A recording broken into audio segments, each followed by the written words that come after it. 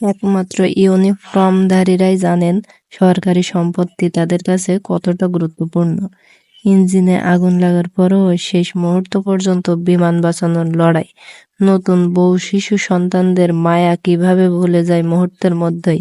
আজকের দুর্ঘটনায় শহীদ হয়েছেন একজন পাইলট, ওয়াসিম জাওয়াদ স্যার।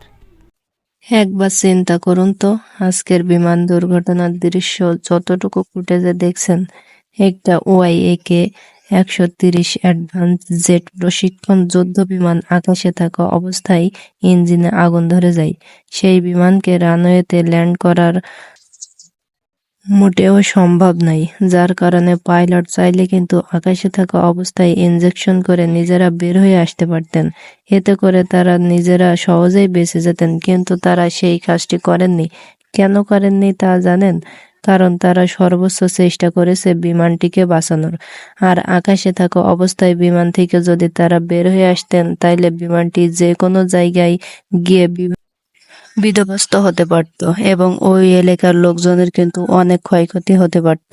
সেই কথা চিন্তা করে তারা নিজ জীবনের কথা চিন্তা না করে দেশের কথা এবং আপনার আমার কথা ভেবেছেন। সেই কারণে তারা নিজের জীবনের ঝুঁকি নিয়ে নিজের জীবনকে পরোয়া না করে দেশের সম্পদ রক্ষার জন্য আপ্রাণ চেষ্টা করে গেছেন। আগুন ধরা বিমানটিকে পাইলট নদীতে নিয়ে আসতে সক্ষম হয় এবং বিমানটি ক্র্যাশ করার 1 থেকে 2 সেকেন্ড আগে তারা ইনজেকশন করে বের হয়ে আসে। যতটুকু চেষ্টা করেছে তারা বিমানটিকে বাঁচানোর জন্য, ভাবা যায় এটা কেমন নেশা। ইঞ্জিনে আগুন লাগার পরও শেষ মুহূর্ত পর্যন্ত বিমান বাঁচানোর লড়াই। তারা ওই আগুন ধরা বিমানটিকে রানওয়েতে নিয়ে কিন্তু নদীর উপরে ফেলে নিজেরা বের হয়ে আসে।